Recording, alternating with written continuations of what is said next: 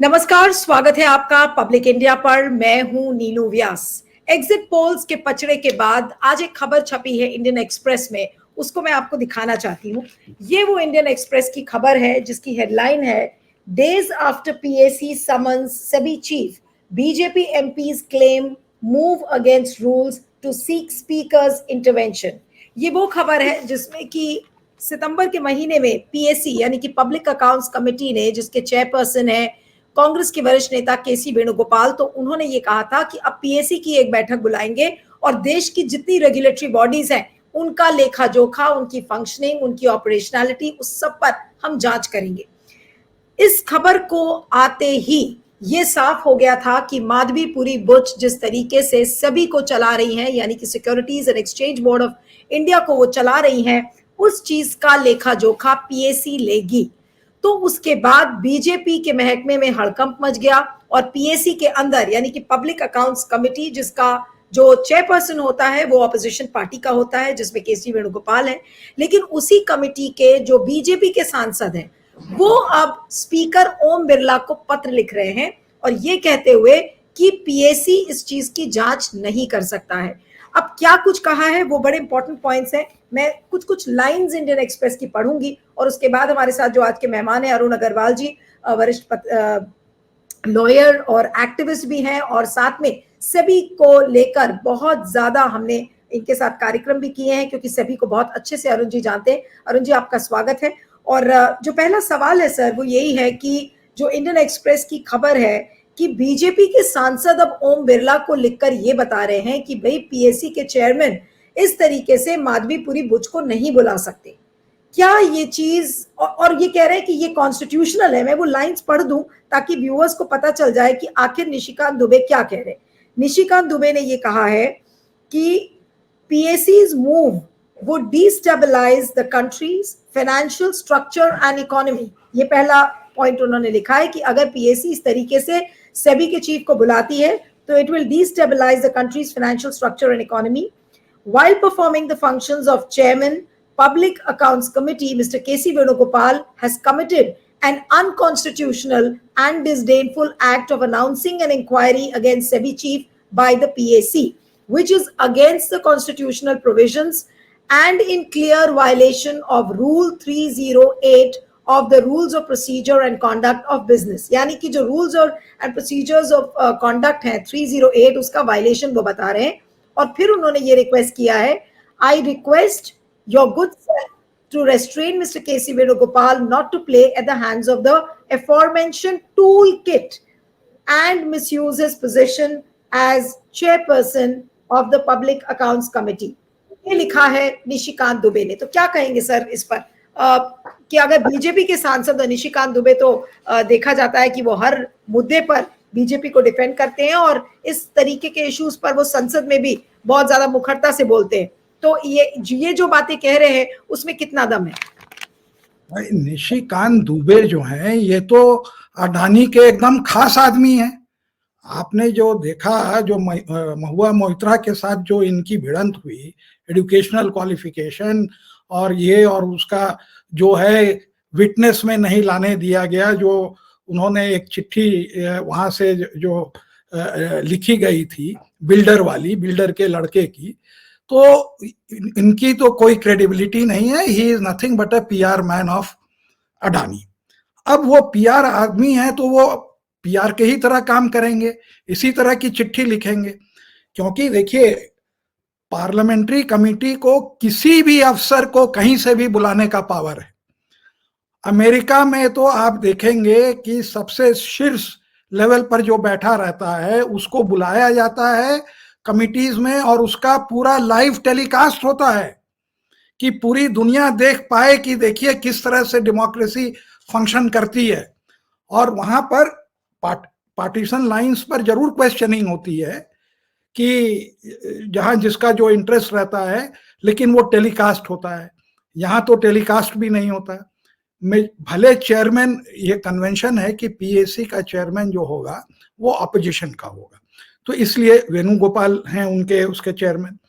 जब कांग्रेस ऑपोजिशन में थी तो प्रणब मुखर्जी होते थे पीएसी चेयरमैन, तो उनको पावर्स है।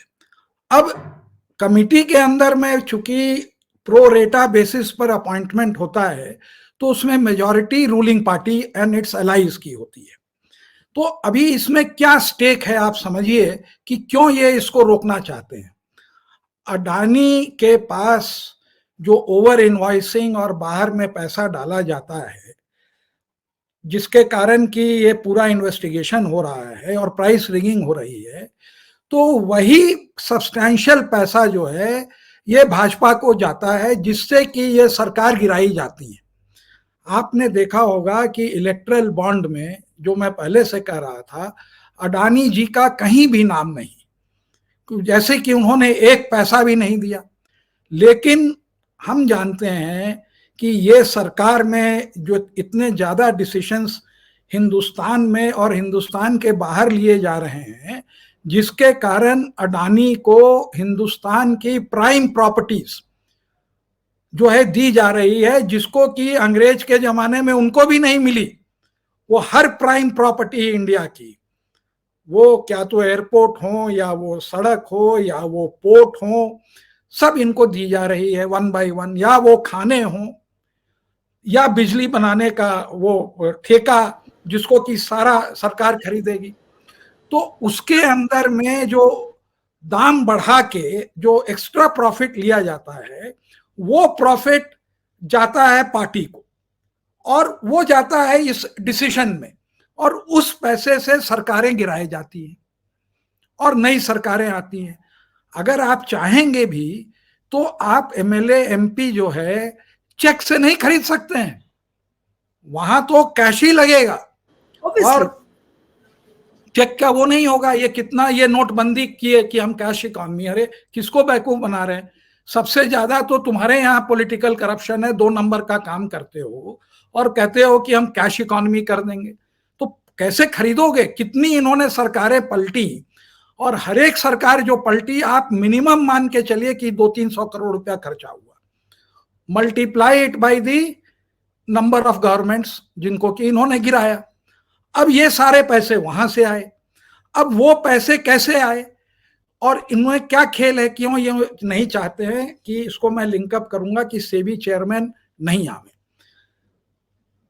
अडानी का जो नंबर 2 या नंबर 3 जो सबसे धनवान आदमी रैंकिंग में हुए, वो रैंकिंग जो है इस तरह से होती है कि शेयर के जो भाव हैं और कितने शेयर अडानी के पास हैं, इसको अगर आप गुना करेंगे तब लोग कहते हैं कि देखिए अडानी के पास $250 बिलियन के शेयर्स हैं।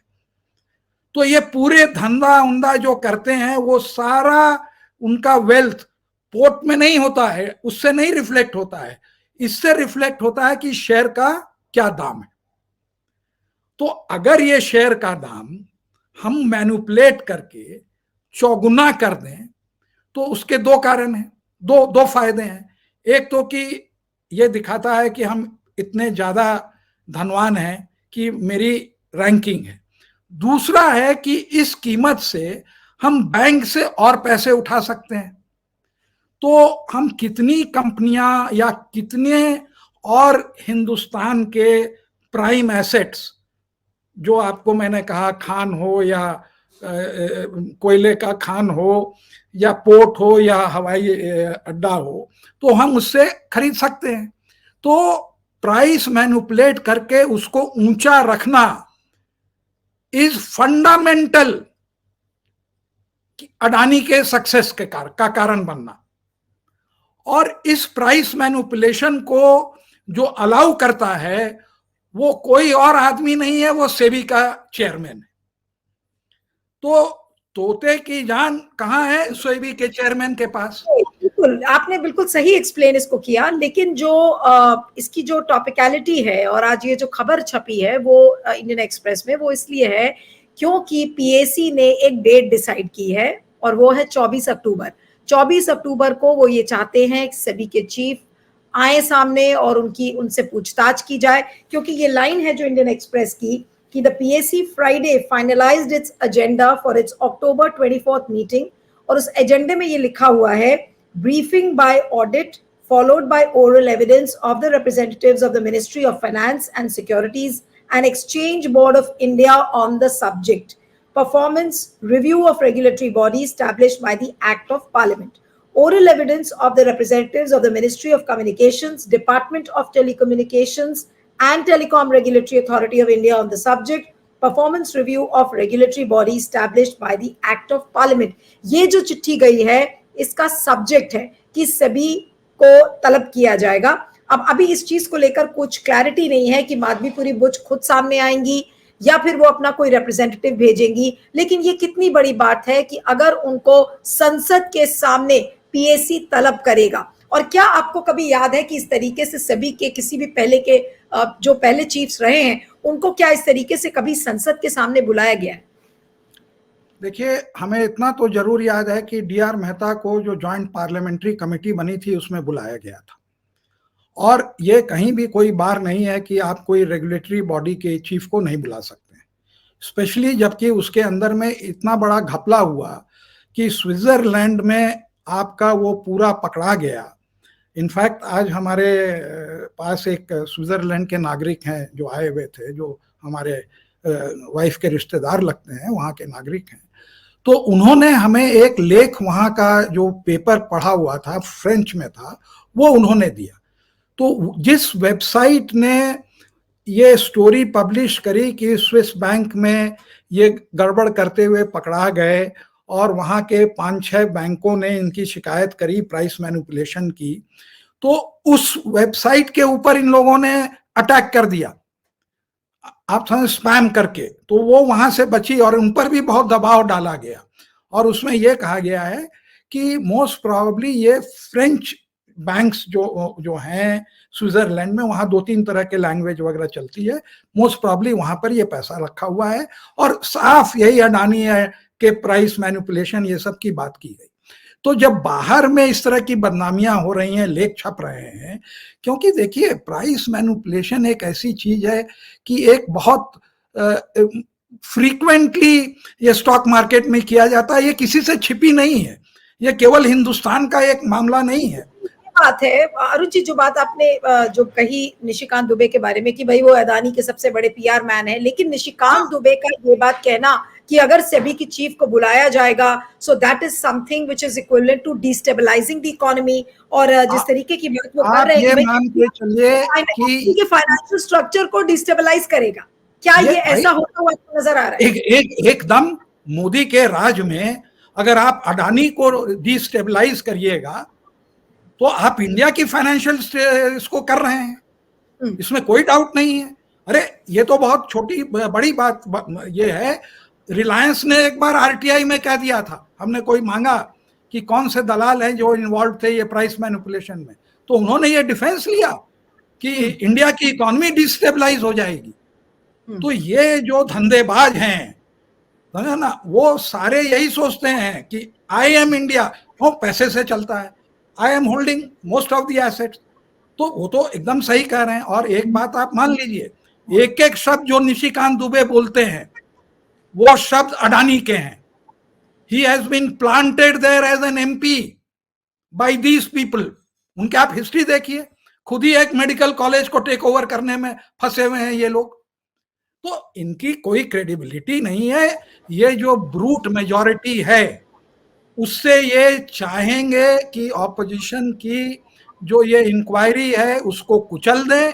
और अडानी, देखिए एक बात मैं आपको और बताता हूँ, हिंदुस्तान में लाखों करोड़ पैसे जो हैं आम जनता के म्यूचुअल फंड के थ्रू लगे हुए हैं, जिनके पास अपना सोचने का या एक्सपर्टाइज नहीं है, लेकिन वो शेयर मार्केट में निवेश करना चाहते हैं तो वो म्यूचुअल फंड के थ्रू करते हैं।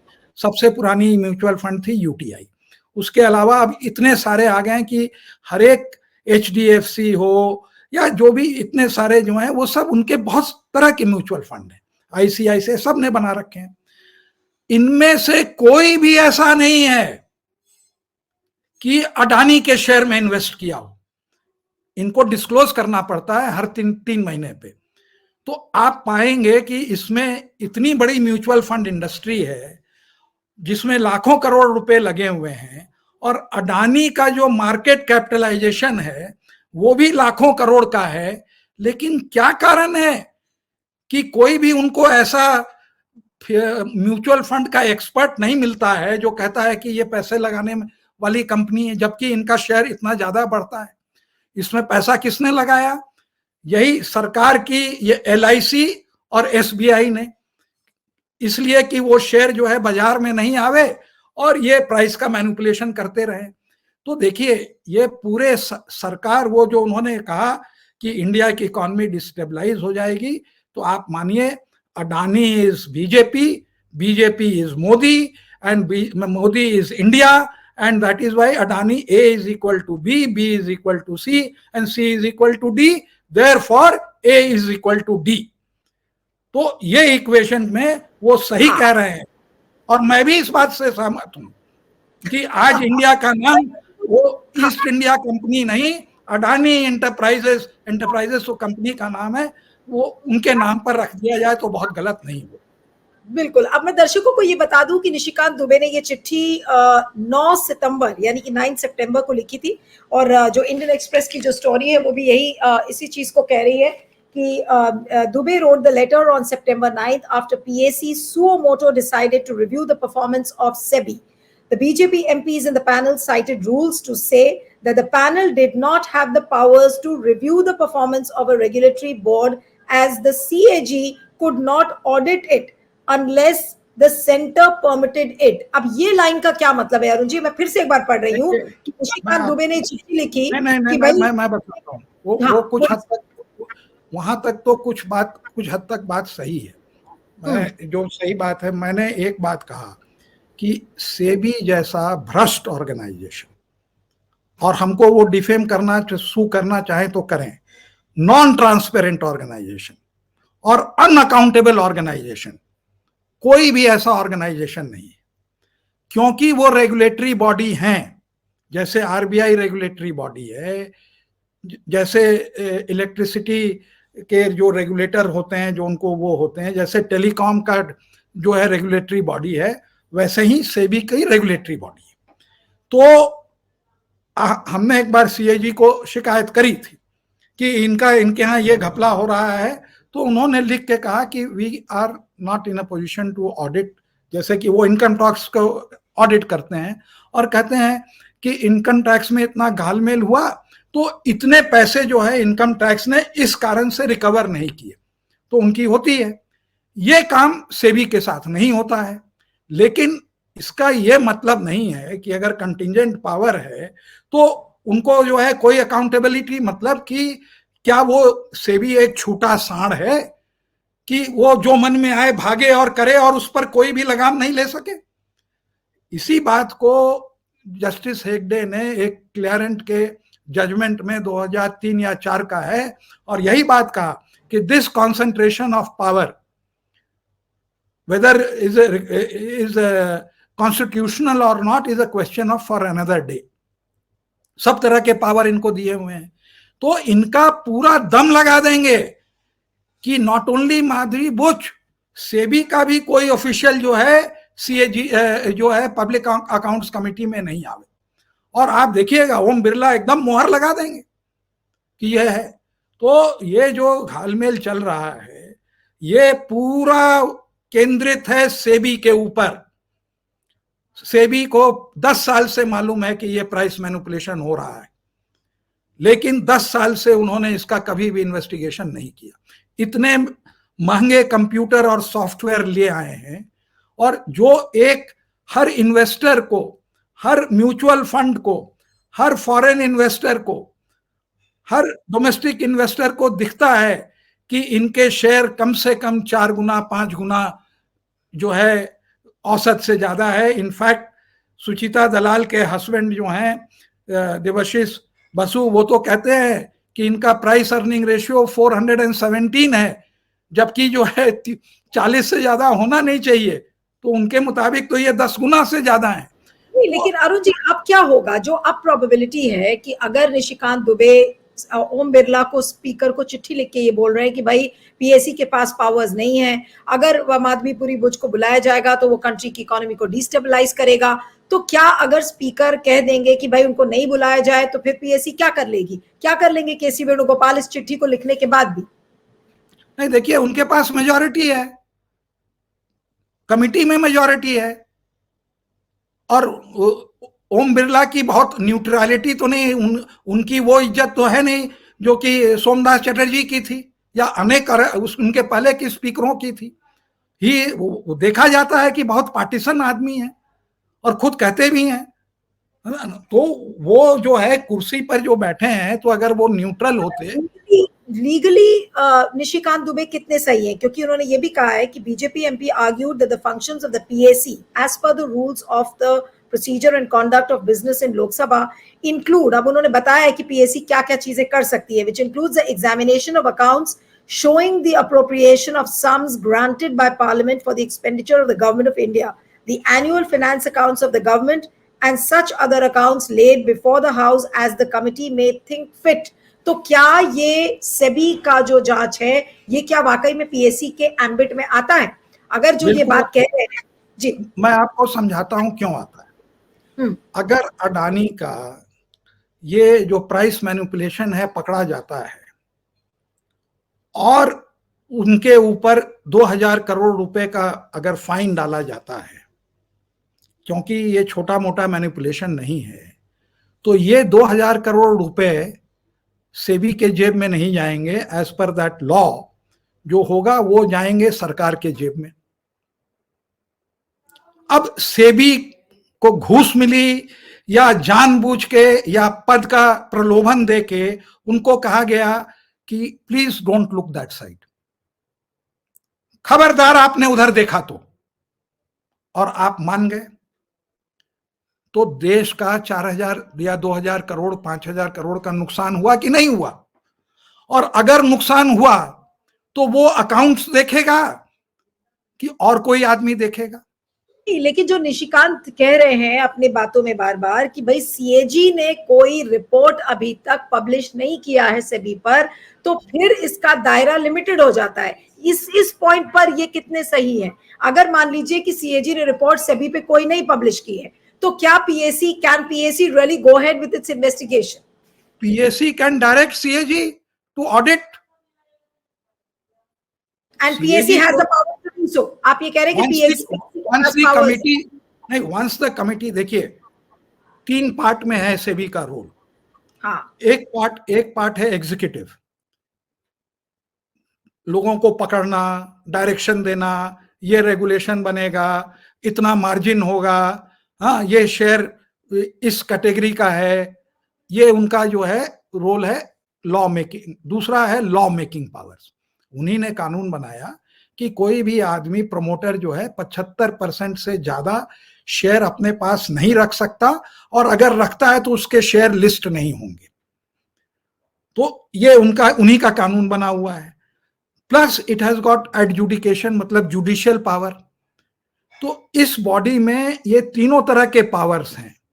तो जो इनका एग्जीक्यूटिव पावर है और जो इनका क्वासी जुडिशियल पावर है, जैसे इनकम टैक्स होता है, ऑडिट जिसका होता है, तो उसी तरह ये भी ऑडिट होना चाहिए।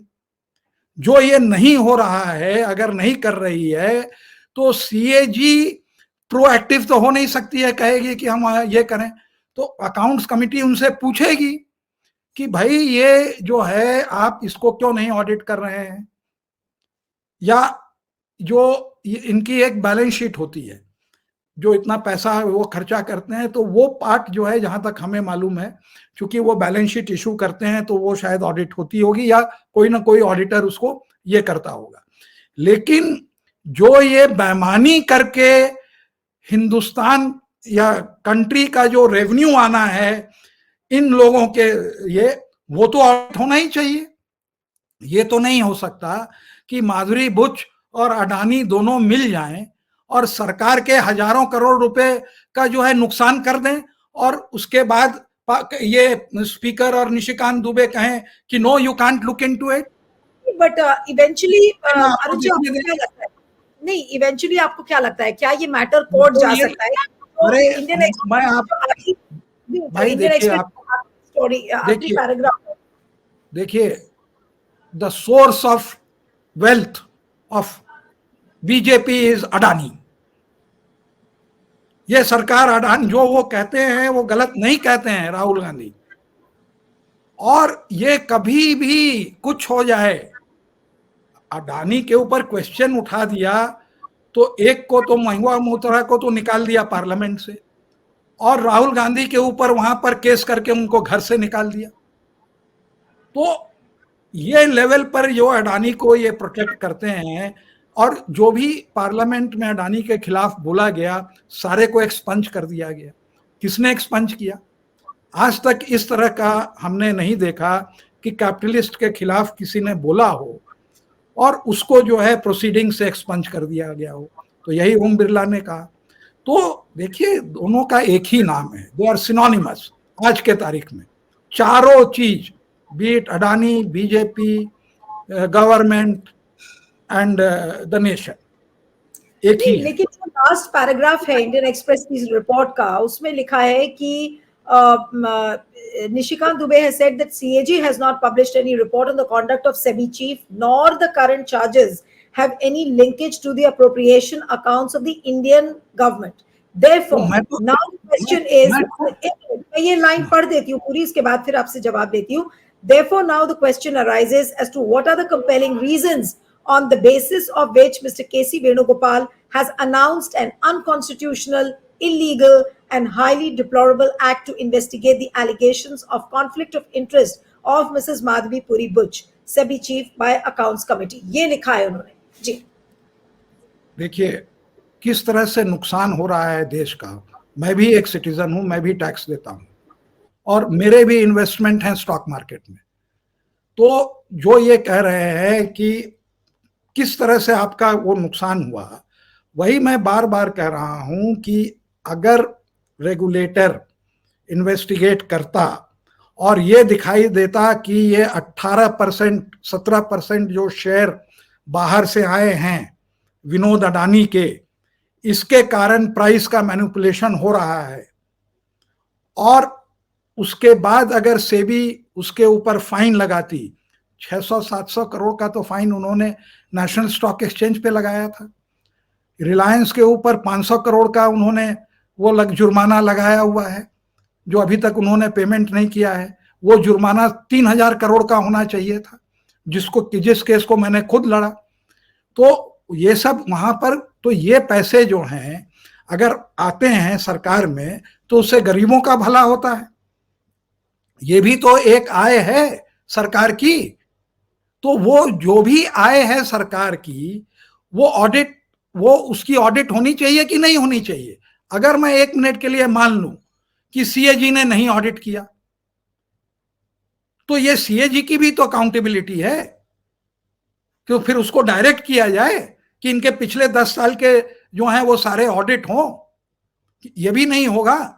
और अगर वो नहीं किया तो ये अगर कह रहे हैं तो आप ये कह दीजिए कि जो है सेबी और लूटने वालों को पकड़ने का जो ऑर्गेनाइजेशन है जिसका नाम सेबी है, ये दोनों जो है हम इनके तरफ कुछ भी नहीं देखेंगे।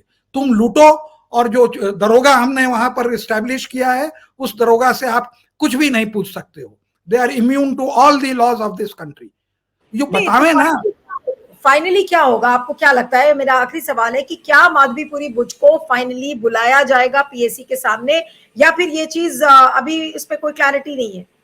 नहीं, वो बुलाया जाएगा जहां तक उनका वो है, लेकिन बीजेपी वाले स्पीकर के साथ मिलके उसको जो है बचा देंगे, नहीं आने नहीं देंगे। क्योंकि माधवी बुच का अगर भंडा फूट गया तो ये सब समझ जाएंगे कि उनका अपॉइंटमेंट वो अडानी की आदमी थी, पर्सन थी, sorry, and she also had nexus to Doval साहब। और ये जो है घपला करके वहां पर आई थी। आईसीआईसीआई में जो इनको स्टॉक ऑप्शन नहीं मिलना चाहिए था वो ईसॉप इन्होंने दिया, और वो इनका जो है क्वेश्चन नहीं उठाया गया। वो करीब 60-70-80 करोड़ का ईसॉप था जो इनको नहीं मिलना चाहिए था, और इसी कारण से वो उनको वो पैसे देके इनका मुंह चुप कराया गया, और ये कभी भी अडानी को ठीक से नहीं इन्वेस्टिगेट करते, in spite of supreme court orders, in spite of Swiss court का ऑर्डर आ गया। इतना बड़ा तमाचा है हमारे प्रणाली के ऊपर, उससे किसी को कोई फर्क नहीं पड़ रहा है। आप देखिए गोदी मीडिया में वो कवर भी नहीं हुआ, जो भी थोड़ा बहुत कवर हुआ कि स्विस कोर्ट ने ये कहा कि ये प्राइस मैनिपुलेशन कर रहे हैं, यही उन्होंने ये शब्द यूज किए अपने ऑर्डर में कि 75% से ज्यादा शेयर रख के, ये अडानी का नाम नहीं लेते हैं और सेबी का नाम लेते हैं, हिंडनबर्ग का नाम लेते हैं, और ये कह रहे हैं, और ये भी कहते हैं कि सुप्रीम कोर्ट में वो चल रहा है, वो सारा वो एक्नॉलेज करते हैं। तो इसका मतलब तो ये केवल यही ग्रुप था। तो उसके जब बाहर वाले भी ये देख रहे हैं कि इतना बड़ा एक ग्रुप जो है हिंदुस्तान का प्राइस मैनिपुलेशन में लगा हुआ है, और जो है हमारे सेबी वाले बैठ के वहां तबला बजा रहे हैं और कुछ नहीं कर रहे हैं, अंग्रेजी बोल रहे हैं, लोगों को बहाने बना रहे हैं, सुप्रीम कोर्ट में झूठ बोल रहे हैं, और जो कमिटी होती है वो कुछ नहीं कर रही है, और जब वो पार्लियामेंट की कमिटी जब देखना चाहती है तो सबसे बड़े जो उनके रिप्रेजेंटेटिव हैं अडानी के, निशिकांत दुबे, उनका बैकग्राउंड तो देखिए किस तरह से वो क्या क्या काम किए हैं, तो उनको तो कोई पूछने वाला नहीं है। महुआ मोइत्रा के पीछे जो उन्होंने उनसे उनकी डिग्री पूछी, वो क्या क्या नहीं उनको ट्विटर पे बोलती हैं, आज तक जवाब देते हैं वो अंग्रेजी बोलने से, और ये नहीं, he is perceived as what, as an agent of these capitalist, तभी तो लाया गया है, और ऐसा एक आदमी उनको चाहिए वहां पे। यानी कि अब निष्कर्ष ये निकाला जाए जो आप कह रहे हैं कि भाई अगर स्पीकर भी उनको बचा लेंगे तो फिर अब संसद में भी उनको आने की मतलब उनको आने से बचा लेंगे स्पीकर एक तरीके से। आम आदमी पूरी बुझ को भी मोदी ही नहीं बल्कि पूरा संसद अब बचाने में लग गया है। जी हाँ, संसद नहीं, बीजेपी संसद बीजेपी नहीं है, 240 मेंबर हैं उनके, वो बचाने में लगे हुए हैं। और ज्यादा जोड़िए तो नीतीश कुमार और Chandrababu Naidu, these are the 3 persons. अगर उनकी जो रिप्रेजेंटेटिवनेस है, अगर वो इधर शिफ्ट हो जाए तो ये माधुरी बुच को वहां बुलाना पड़ेगा, उनको आना पड़ेगा। ये जो है ये पूरा शील्ड प्रोवाइड किया गया है माधुरी बुच और सेबी को कि भाई आप सबको देखिए, अडानी को आप नहीं देख सकते। यानी कि अब एक तरीके से जो भी बात निशिकांत दुबे ने स्पीकर को लिखी है, तो अब स्पीकर के ऊपर दायित्व है और स्पीकर बनेंगे माधवीपुरी बुच की ढाल, और वो उनको वहां नहीं आने देंगे संसद के सामने, पीएससी के सामने नहीं आने देंगे। देखिए हमने इतना वो उसका कानून नहीं देखा है कि स्पीकर का क्या रोल है as far as interfering with the public accounts committee. लेकिन पब्लिक अकाउंट्स कमेटी में आपको याद होगा जब महुआ मोइत्रा को निकाला जा रहा था तो एक एक वोट उसमें बड़े वो थे, एसेंशियल थे। बाय 1 वोट जो है उनके खिलाफ जो है वो रेजोल्यूशन पास हुआ, तो एक एक करके वो बुला रहे थे कि भाई तुम भी आओ, तुम भी आओ। कोई आदमी बीमार था उसको भी पकड़ के लेके आए, तो उसके कारण जो है उनकी सदस्यता वहां से गई, और उन्होंने उसी दिन कह दिया था कि मैं फिर वापस आऊंगी, एंड शी केम बैक। तो ये हिंदुस्तान में जो प्रोमिनेंट वॉइस है अडानी का, और अडानी का खेल समझने वाले, क्योंकि वो भी एक मर्चेंट बैंकर रह चुकी है, जेपी मॉर्गन या मॉर्गन स्टैनली में उन्होंने काम किया है। तो ये शेयर बाजार का खेल जो है ये बहुत बड़ा खेल भी नहीं है। देखिए ये खेल जो है सारे इन्वेस्टर समझते हैं, है ना, ये खाली ये चंद लोग हैं जहां पर वो प्रिटेंड करते हैं कि कुछ नहीं हुआ। सब समझते हैं कि अडानी का प्राइस इज रिग्ड। और क्यों रिग्ड है, आप एक बात समझिए कि जब सुप्रीम कोर्ट की कमेटी बनी तो हिंदुस्तान में कम से कम 5-10 हजार लोग जो हैं म्यूचुअल फंड इंडस्ट्री में लगे हुए हैं, at fairly senior level, middle level पर। आप देखिए एक आदमी जो है कमेटी में आके डिपोज करने को तैयार नहीं। क्यों नहीं हुआ? क्योंकि दिस इज अ नॉन, ये सीक्रेट है ही नहीं। जो उनके अकाउंट्स हैं वो देख लीजिए, उनके प्राइस देख लीजिए, उनके शेयर होल्डर की होल्डिंग की पैटर्न देख लीजिए। तो जब आप इतने ट्रांसपेरेंट वे में हम मैनिपुलेट कर सकते हैं तो उनको शील्ड जो है केवल सेबी दे सकती है और कोई नहीं दे सकता, एंड वो दैट इज बीइंग प्रोवाइडेड। तो आप निश्चिंत रहिए कि ये पूरा दम लगा लेंगे, बारिंग सम फ्रीक कि कोई वहां पर डिसेंट कर जाए, या मैं आपको एक बात और कहता हूँ, ये हमें ये कहना नहीं चाहिए, ये 2-4-5 लोगों को जो पीएसी में खरीद भी लेंगे कि वो कहेंगे कि भाई अब वो सब पैसे तो एक नंबर के होते नहीं है, सब तो कॉन्शियंस से वोट करते हैं, कॉन्शियंस तो कभी खरीदी नहीं जा सकती।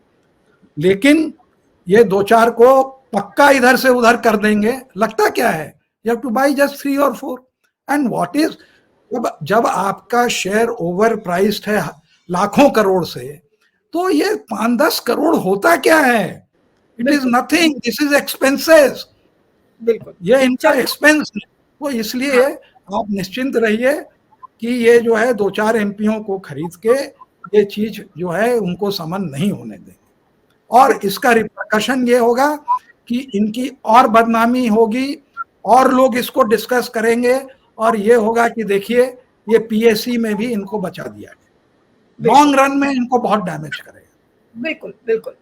चलिए, आपका बहुत बहुत शुक्रिया Arun ji, thank you so much for joining. Thank you.